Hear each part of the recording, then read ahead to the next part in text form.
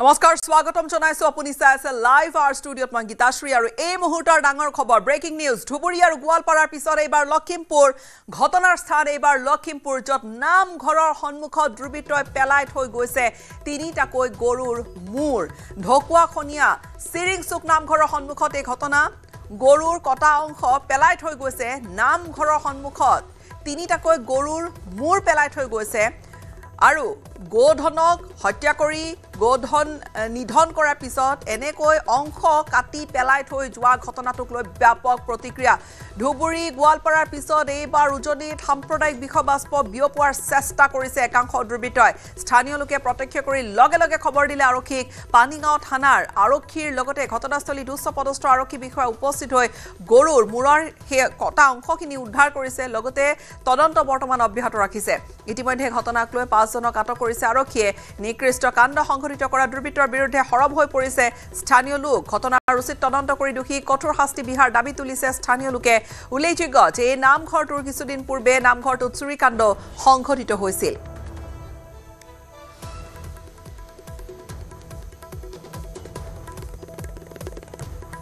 কালি 7:30 মান বজাত কোনোবা দুষ্কৃতিকাৰী আহি মানে তিনিটাকৈ গোমাংস মাথা এই অঞ্চলতে পেলাই থৈ যায় ফ্ৰণ্টত আমাৰ নামঘৰটো গতিকে এই অপসংস্কৃতিবিলাক আনি ইয়াত পেলাই মানুহৰ মাজত বিশৃংখলতা আনিবৰ কাৰণে কোনে কি কৰিছে আমি নাজানো পুলিচ প্ৰশাসনৰ লগত কালি আমি যোগাযোগ কৰিলোঁ আহিলে সদৰ থানাও অচি আহিলে আমাৰ এছ পি ছাৰ আহিলে এডিশ্যনেল এছ পি ছাৰ আহিলে সকলো আহি মেলি বস্তুটো তদাৰক কৰিলে ইতিমধ্যে আজি 20 দিনৰ আগত আমাৰ নামঘৰৰ পৰা 2খন ফেন এটা হেল'জিন লাইট চুৰ কৰি নিয়া 20 দিন হোৱাই নাই আজি 20 দিন নহওঁতে আজি আকৌ এইটো কাণ্ড কৰিছে আৰু এইটো প্ৰত্যেক বছৰে এই দুষ্কৃতিকাৰী আমাৰ এইডোখৰ মানুহখিনি শান্তিয়ে থাকিবলৈ নিদিয়ে মানে কেতিয়াবা গৰু চুৰ কৰে কেতিয়াবা এবাৰ মটৰটো চুৰ কৰি লৈছে নামঘৰ এনেকৈ মানে বিভিন্ন ছমাহৰ মূৰে এটা ঘটনা হৈয়ে থাকে এতিয়া আমি প্ৰশাসনৰ এটাই কথা কওঁ যে এইটো কোন দুষ্কৃতিকাৰী জড়িত হৈ আছে প্ৰথম কথা হ'ল তেওঁলোকক কঠোৰ শাস্তি বিহিব লাগে অতি সোনকালে আৰু তেওঁলোকক শাস্তি বিহি তেওঁলোকক জেল হাজতলৈ প্ৰেৰণ কৰিব লাগে এইটো আমি বিচাৰিছোঁ এনেকুৱা এটা নহওক কাৰণ ধৰ্মীয় অনুষ্ঠানত হাত দিয়াৰ পাছত আৰু বাদবাকী থাকিবলৈ আমাৰ একো নাথাকে কাৰণ ইয়াতে আমাৰ ভাগৱত পাঠ হয় ইয়াতে আমাৰ সকলো নাম কীৰ্তন চলি থাকে গতিকে লৈ এই ইমান ডাঙৰ এটা ঘটনা হৈ গ'ল যেতিয়া সকলো বিষয়ববীয়া সকলোক আমি অনুৰোধ জনাইছোঁ যাতে এই ঘটনাৰ ইমান এটা সমাপন ঘটক আৰু কিমান দূৰ আগবাঢ়িছে আৰক্ষীৰ তদন্ত এই মুহূৰ্তত সঠিককৈ জানিম সংযুক্ত হৈছো আমাৰ লখিমপুৰৰ সাংবাদিক সঞ্জীৱ লাহনৰ সৈতে সঞ্জীৱ অপৰাধজনিত ঘটনাখিনি ঘটিয়ে আছিল কিন্তু এইবাৰ নামঘৰৰ সন্মুখত এনেকৈ গৰুৰ কটা অংশ মূৰ পেলাই থৈ যোৱাৰ ধৃষ্টতা দুৰ্বৃত্তৰ ভয়ংকৰ অভিসন্ধি কৰবাত সাম্প্ৰদায়িক বিষবাষ্প বিয়পৰ অভিসন্ধি কিমানজনক আটক কৰা হৈছে এতিয়ালৈকে গীতাশ্ৰী চাওক ইতিমধ্যে এই যিটো স্পৰ্শকাতৰ ঘটনা এই ঘটনাটোৰ সন্দৰ্ভত 5 জনক এতিয়ালৈকে লখিমপুৰ আৰক্ষীয়ে আটক কৰিছে আৰু আটক কৰি তেওঁলোকক সোধপোছ অব্যাহত ৰাখিছে আৰু 5 জনৰ ভিতৰত 5 জনেই হ'ল গোমাংসৰ অবৈধভাৱে তেওঁলোকে নিষিদ্ধ গোমাংস তেওঁলোকে বেপাৰ চলাই থাকে আৰু দাঁতিকাষতে থকা যিটো অঞ্চলৰ কথা যিটো অঞ্চলৰ নামঘৰটোৰ কথা আমি উল্লেখ কৰিছোঁ যে ঢকুৱাখনীয়া নামঘৰ চিৰিংচুকৰ সেই নামঘৰ সেই অঞ্চলটোৰ কাষতে থকা এখন বিশেষ সম্প্ৰদায়ৰ বসতি প্ৰধান গাঁও আছে ৰাংথালী বুলি কয় সেই গাঁওখনতে গাঁওখনৰ পৰা গোমাংসৰ ৰমৰমীয়া বেপাৰ চলি থাকে আৰু যি 5 জনক এতিয়ালৈকে আটক কৰিছে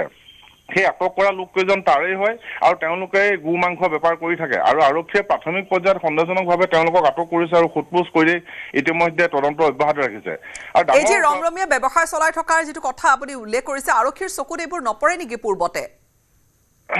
নিতান্তই এইটো একেবাৰে সম্পূৰ্ণ গোপনে কৰে আৰু যি সাধাৰণ লোকসকলে দাঁতিকাষৰীয়া লোকসকলে দেখে আৰু বহু ক্ষেত্ৰত দেখা পোৱা যায় আৰক্ষীয়ে কেতিয়াবা যদিও ধৰা পেলায় তথাপিতো তেওঁলোকক কিছু থানাত আনি সোধপোছ কৰি দিয়া পৰিলক্ষিত হয় কিন্তু গীতাশ্ৰী আৰু এটা কথা উল্লেখ কৰিব লাগিব চাওক যে কেৱল হিন্দু ধৰ্মৰ যিবিলাক অনুষ্ঠান ধৰ্মীয় অনুষ্ঠান বা নামঘৰক কিয় টাৰ্গেট কৰি লয় সেই বিশেষ সম্প্ৰদায়টোৱে বা এই ষড়যন্ত্ৰকাৰীসকলে ভাৰতবৰ্ষৰ বিভিন্ন জাতি জনগোষ্ঠী বিভিন্ন ধৰ্মাৱলম্বী লোক আছে কিন্তু তাৰ বিপৰীতে চাওক আপুনি লক্ষ্য কৰিলে গম পাব কেৱল হিন্দু ধৰ্মীয় যিবোৰ অনুষ্ঠান আছে ধৰ্মীয় অনুষ্ঠান সেই সমূহতে গোমাংস এনেদৰে পেলাই থৈ আহে ঠিক তেনেকৈ কালি 3টাকৈ গোমুণ্ড একেবাৰে সাধাৰণ কথা নহয় আৰু এটুকুৰা সন্দেহজনক গোমাংস নামঘৰৰ কাষতে পেলাই থৈ আহিলে এইটো এটা অতি ডাঙৰ ঘটনা আৰু ধুবুৰীৰ পিছত লখিমপুৰত যেতিয়া এই ঘটনাটো সংঘটিত হৈছে তেতিয়াহ'লে নিতান্তই ক'ব পাৰি যে সাম্প্ৰদায়িক বিষবাষ্প বিয়পোৱা যে নিকৃষ্ট মানসিকতাৰ লোক লখিমপুৰতো আছে গীতাশ্ৰী আৰক্ষী শীৰ্ষ মহলৰ পৰা কিবা জনোৱা হৈছে যিহেতু আমি ধুবুৰী কথাখিনি জানোৱে যে তাত আনকি কিমান কঠোৰ হৈছে মুখ্যমন্ত্ৰী, তাত নিশা কটাইছে ডিজিপিয়ে। এইবাৰ লখিমপুৰত একে ধৰণৰ আচলতে দুৰ্বৃত্তৰ একে ধৰণৰ কাৰবাৰ। হয় গীতাশ্ৰী, চাওক যে ইতিমধ্যে আৰক্ষীয়ে খবৰ পোৱা মাত্ৰকে তৎকালে গৈ উপস্থিত হৈছে ঘটনাস্থলীত, আৰু যি গোমুণ্ড আছে বা সন্দেহজনক গো মাংস আছে সেয়া ঘটনাস্থলীৰ পৰা আঁতৰাইছে। স্থানীয় ৰাইজৰ লগত কথা বতৰা পাতিছে, আৰু আৰক্ষীয়ে স্থানীয় ৰাইজক কাৰ কাৰ ওপৰত সন্দেহ হয়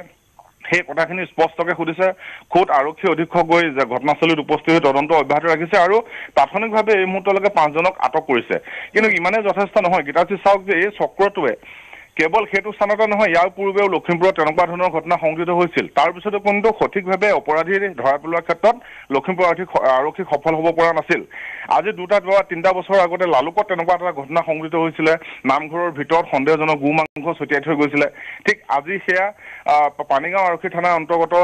চিৰিং চুকৰ ঢকুৱাখনীয়া নামঘৰত কৰিলে, আৰু তাৰ পূৰ্বেও তেনেকুৱা কেইবাটাও ঘটনা সংঘটিত হ'ল। কিন্তু এতিয়ালৈকে স্পষ্টভাৱে জলজট পটপটকৈ যে ইয়াৰ অন্তৰালত কোন, প্ৰকৃত অপৰাধী কোন, সেইটো কিন্তু এতিয়ালৈকে আৰক্ষীয়ে